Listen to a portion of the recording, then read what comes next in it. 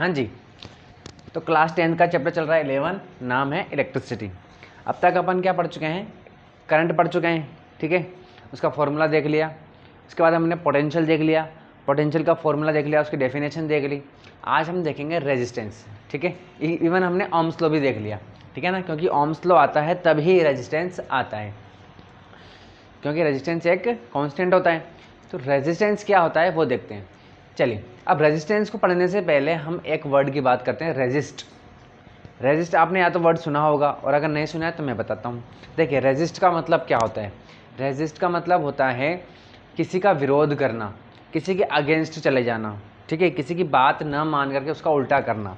जैसे कि मान लीजिए कि मैं बच्चों से कह रहा हूँ बच्चों शोर मत करो, तो बच्चे और ज़्यादा शोर कर रहे हैं कि करके दिखा क्या करेगा, ठीक है, ज़्यादा से ज़्यादा क्या ही करेगा, ठीक है, बाहर ही तो निकालेगा, फिर कोई वो प्रिंसिपल आएंगे वो अंदर बिठा देंगे, ठीक है।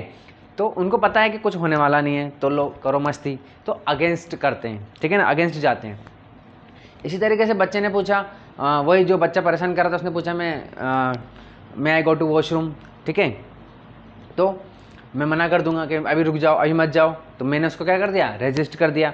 तो कुछ भी काम होता है, कुछ भी बात होती है, उसके अगेंस्ट जाना, उसको रोकना, ठीक है, तो या उसकी स्पीड को कम कर देना, तो क्या कहलाता है, रेजिस्ट कहलाता है, रेजिस्ट करना कहलाता है ना, रेजिस्ट करना कि तुम मेरा रेजिस्ट क्यों कर रहे हो, ठीक है ना, इस तरीके से।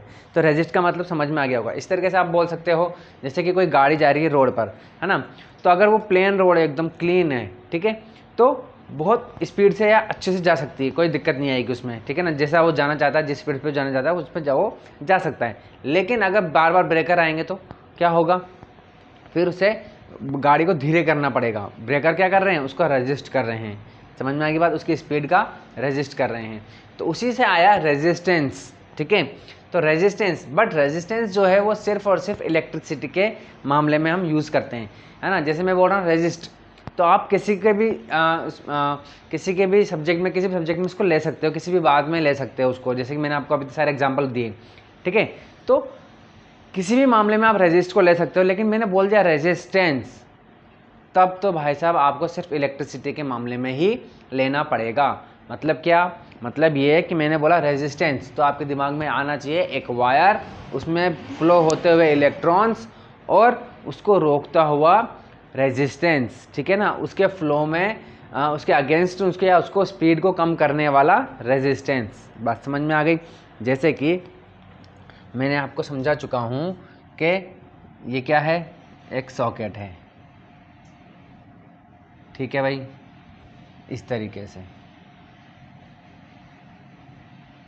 ये सॉकेट है। सॉकेट के जो होल होते हैं उसमें क्या होते हैं, इलेक्ट्रॉन रहते हैं, इलेक्ट्रॉन स्टोर होते हैं, ठीक है, इस तरीके से इस होल में इलेक्ट्रॉन स्टोर हैं। अगर वो स्टोर हैं तो उसको पोटेंशियल कहते हैं। जैसे ही हमने इसमें वायर लगा दिया एक, ये लो भाई, ये हमने एक वायर लगा दिया इसमें, तो इलेक्ट्रॉन इसमें क्या होने लग जाएंगे, फ्लो होने लग जाएंगे। समझ में आ गई बात। तो जब तक ये स्टोर है तो इसको पोटेंशियल बोल रहे हैं। जैसे ही वो हमने वायर लगाया उसमें फ्लो हो गया, तो फ्लो होते हैं इसको क्या बोल रहे हैं हम, फ्लो होने वाले इलेक्ट्रॉन्स को क्या बोल रहे हैं, इलेक्ट्रिक करंट बोल रहे हैं, ठीक है।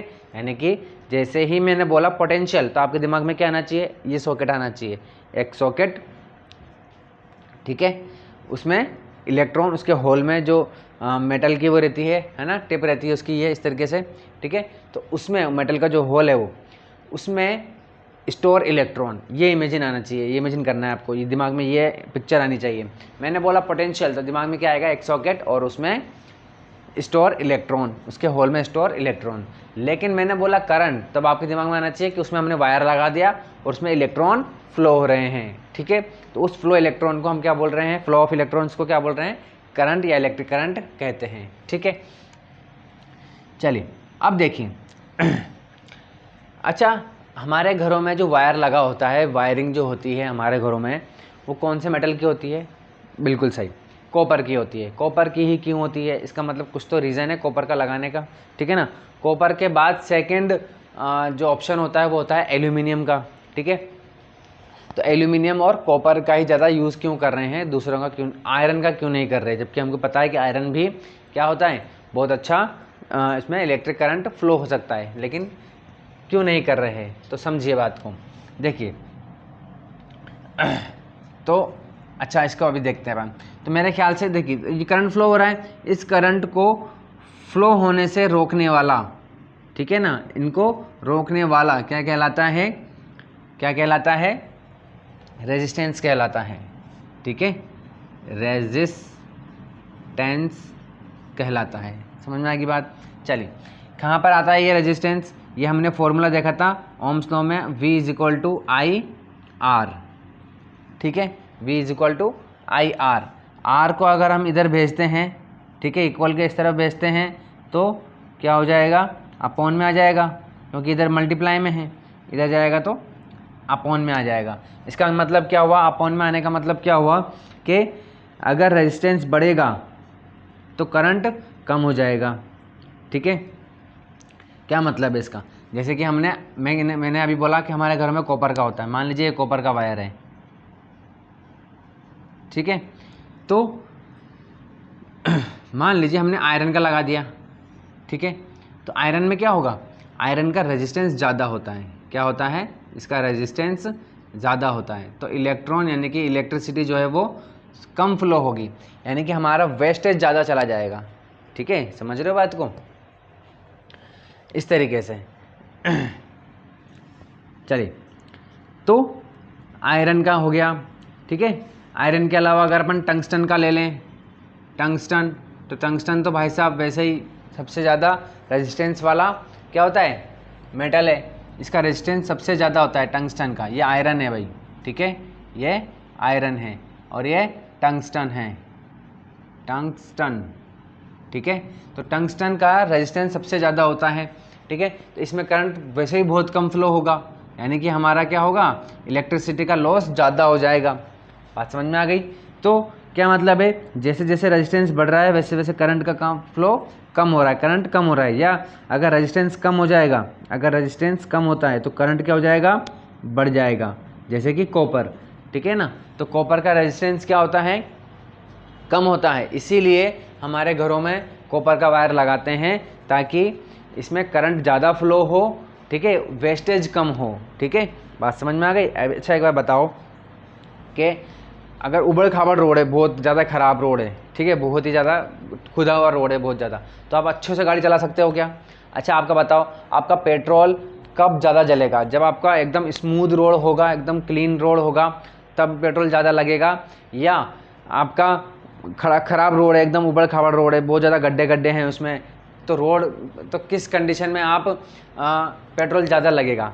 कॉमन सेंस वाली बात है, आपका पेट्रोल जब ज़्यादा लगेगा जब रोड खुदा हुआ होगा, क्योंकि जितने पेट्रोल में आप बहुत दूर तक जा सकते हो, ठीक है, मान लीजिए कि आपकी गाड़ी में इतना पेट्रोल है कि आप आराम से, अगर स्मूथ रोड है तो आप 5 किलोमीटर या मान लीजिए 100 किलोमीटर जा सकते हो, ठीक है, लेकिन अगर वही रोड, उसी पेट्रोल में रोड अगर आपका खुदा हुआ है तो आप 100 किलोमीटर नहीं जा पाओगे, हो सकता है 60 या 70 किलोमीटर ही जा पाओगे, ठीक है ना। तो कॉमन सेंस वाली बात है हमारी। तो बिल्कुल उसी तरीके से इसमें वेस्टेज ज़्यादा हो गया हमारा, ठीक है, किसकी वजह से हुआ, वो भी खराब रोड की वजह से हुआ। अगर वही रोड हमारा स्मूथ होता, क्लीन होता, ठीक है, तो हम आसानी से और ज़्यादा दूर जा सकते हैं, हमारा वेस्टेज कम होता। बिल्कुल उस वही वाली बात है यहाँ पर। टंगस्टन समझ लो कि बहुत ही उबड़ खाबड़ वाला रोड है, ठीक है, बहुत ही गड्ढे हैं इसमें, ठीक है। आयरन में थोड़े कम रोड है, कम गड्ढे हैं इसमें, और इसमें बिल्कुल भी नहीं है, यूँ समझ लो, बिल्कुल भी है, यूँ समझ लो कि पूरे रोड पे एक ही गड्ढा आया था बस, ठीक है, बहुत ही कम गड्ढे हैं इसमें, ठीक है, क्योंकि थोड़ा बहुत तो होते ही हैं, है ना, थोड़ा रेजिस्टेंस तो होता ही है, रेजिस्टेंस ऐसा नहीं है कि बिल्कुल भी ना हो, थोड़ा तो होता है, ठीक है। बस ये है कि इसका सबसे कम रेजिस्टेंस कॉपर का होता है, ठीक है। इसके अलावा सिल्वर का भी होता है, ठीक है, सिल्वर का सबसे कम होता है, कॉपर से भी कम होता है। तो फिर हम सिल्वर का क्यों नहीं लगाते सर, वायर हमारे घर में सिल्वर का क्यों नहीं लगाते। तो पहली बात तो ये है कि सिल्वर बहुत महंगी पड़ती है। चलो मान लो हम अपन जैसे लोगों के लिए तो सिल्वर बहुत महंगी है, लेकिन अंबानी साहब जैसे लोगों के लिए, अडानी साहब जैसों के लिए तो लगा सकते हैं, वो तो अफोर्ड कर सकते हैं, लेकिन फिर भी क्यों नहीं लगाते, इसलिए नहीं लगाते क्योंकि उसका मेल्टिंग पॉइंट जो है वो कम होता है, ठीक है, क्योंकि अगर थोड़ी देर, ज़्यादा देर तक उसमें करंट फ्लो होगा तो वो पिघल जाएगा, पिघल के टूट जाएगा और आग लग सकती है, ठीक है। बट कॉपर में ऐसा नहीं होता है। कॉपर में आप कितनी भी देर आप करंट फ्लो करोगे तो ये इतना पिघलता नहीं है, ठीक है। हालांकि गर्म तो ये भी हो जाता है, अगर आप बहुत देर तक देखना किसी भी वायर को देखना, वो गर्म हो जाता है बहुत देर तक, अगर उसमें करंट फ्लो होगा तो वो गर्म हो जाता है, ठीक है ना, हीट हो जाता है, और हीट की वजह से ही फिर घरों में आग लगती है, ठीक है। अगर अपन अच्छी क्वालिटी का वायर नहीं लेंगे तो क्या होगा, वो पिघल जाता है, पिघल के उसमें आग लग जाती है, जिससे घरों में भी आग लग जाती है। कई सारे केसेस हमने देखे हुए हैं। बात समझ में आ गई? तो रेजिस्टेंस क्या होता है समझ में आ गया आपके अच्छे से। चलिए, अब बच्चों के रेजिस्टेंस तो समझ में आ जाता है, ठीक है, बट एक चीज़ है जो उसको बहुत कंफ्यूज करता है। क्या है? एक रेजिस्टिविटी। क्या है? उसको कंफ्यूजन रहता है रेजिस्टेंस और रेजिस्टिविटी।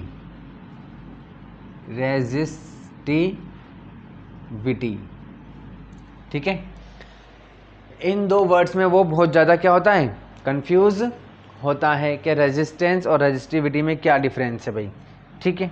तो देखिए, समझिए बात को। जस्ट मैंने अभी आपको बताया कि टंगस्टन है, ठीक है, टंगस्टन का रेजिस्टेंस सबसे ज़्यादा होता है, ठीक है। तो ये मैं किस बेसिस पे कह रहा हूँ, ठीक है। देखिए,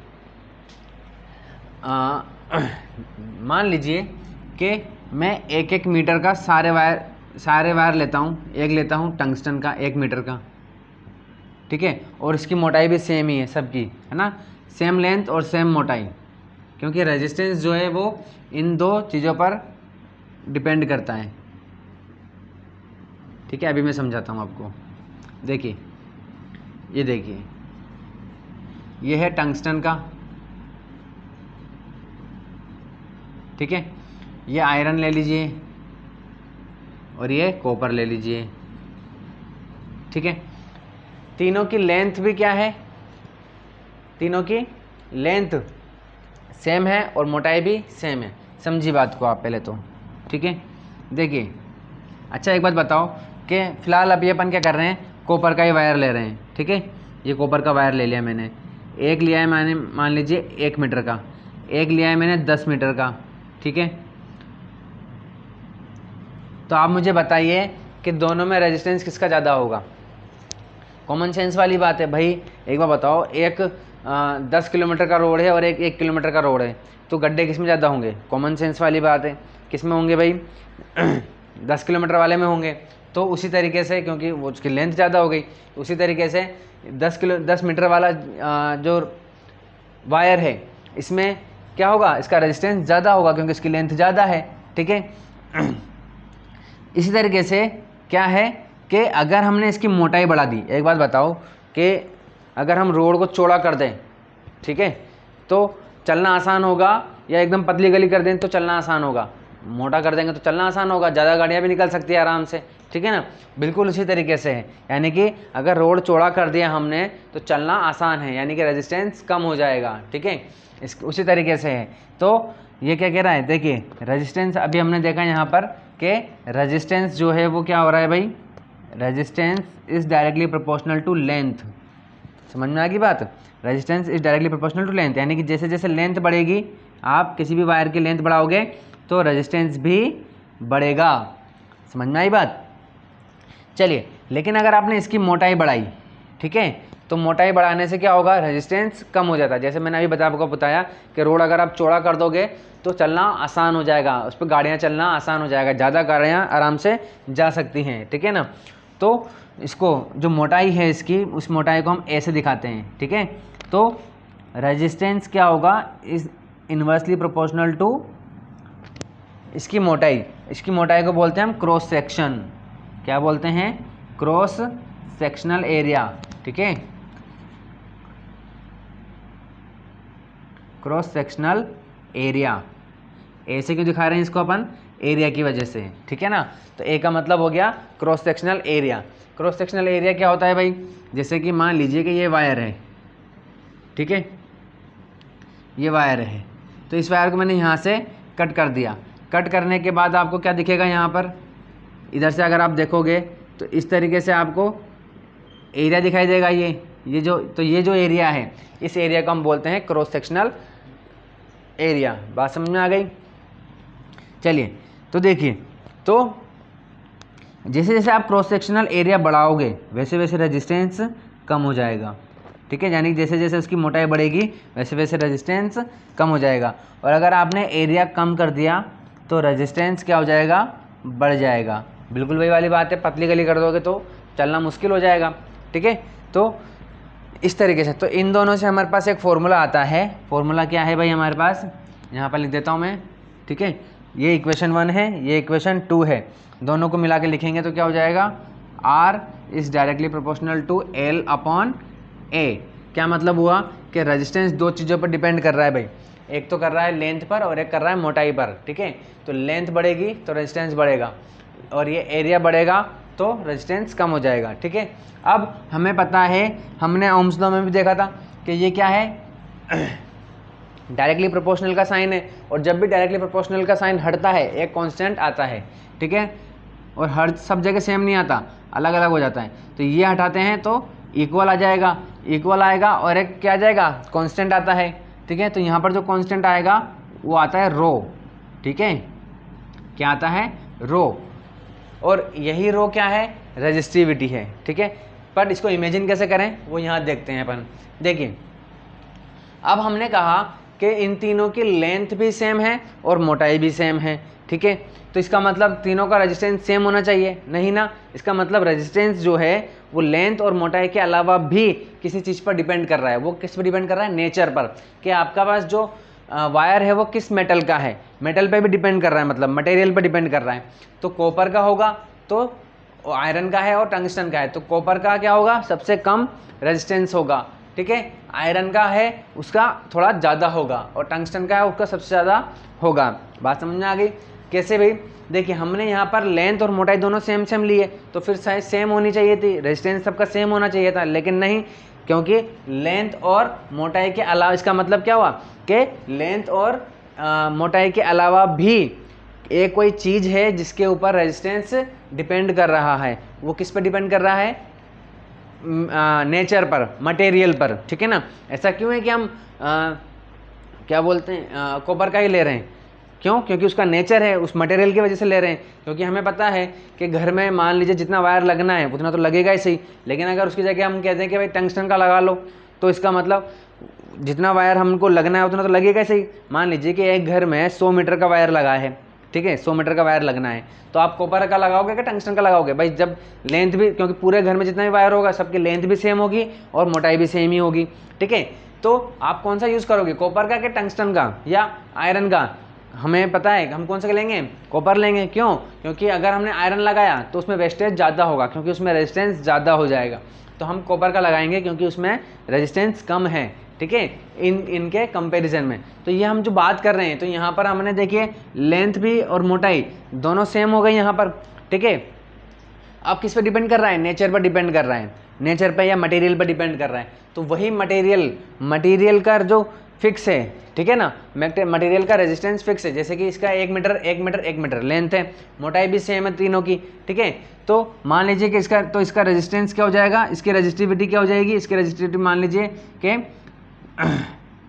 2 ओम है, ठीक है। रेजिस्टेंस को हम किसे दिखाते हैं, रेजिस्टेंस की जो यूनिट होती है वो क्या होती है, ओम होती है, और ओम को हम ऐसे लिखते हैं, ठीक है। चलिए, तो रेजिस्टिविटी जो है इसकी 2 ओम है, तो इसकी मान लीजिए 5 ओम है, ठीक है, रेजिस्टिविटी, और इसकी कितनी हो गई, 10 मान लीजिए, ठीक है, ठीक है। तो यानी कि कॉपर का अगर आप लेते हो तो उसकी रेजिस्टिविटी क्या है, कम है, उसका नेचर वाइज उसका रेजिस्टेंस कम होता है, ठीक है। तो नेचर पर डिपेंड जो रेजिस्टेंस होता है उसे हम क्या कहते हैं, रेजिस्टिविटी कहते हैं। समझ में आ गई बात। चल, इस तरीके से आयरन का कितना है, 5 ओम, ये मैं एग्जांपल लेके बता रहा हूँ, है ना, ऐसा फिक्स नहीं है ये बात, ठीक है ना। चलिए, यानी कि फिक्स नहीं का मतलब ये वाली चीज़ मैंने मन से बताई है आपको, ठीक है ना, ये एक्चुअल नहीं है, ठीक है। बाकी इनकी फिक्स होती है। जैसे कि 1 मीटर का आपने कॉपर लिया है, 1 मीटर का कॉपर का वायर लिया है और उसकी मोटाई सेम ली है, ठीक है ना। तो अब आप पूरी दुनिया में कहीं भी चले जाओ, उसका रेजिस्टेंस 1 मीटर में जितना है, हर जगह पर, दुनिया में हर जगह पर उसका रेजिस्टेंस उतना ही रहेगा, कम नहीं, या कम या ज़्यादा नहीं होगा, वो फिक्स है। इसीलिए इसको कांस्टेंट बोलते हैं अपन। ये रेजिस्टिविटी क्या है, कांस्टेंट है। समझ में आ गई बात। चलिए, तो मेरे ख्याल से आपको रेजिस्टेंस और रेजिस्टिविटी में डिफरेंस समझ में आ गया होगा। और रेजिस्टेंस क्या होता है ये भी आपको समझ में आ गया होगा। ठीक है, कोई भी डाउट हो तो आप कमेंट करके पूछ सकते हैं। चलिए।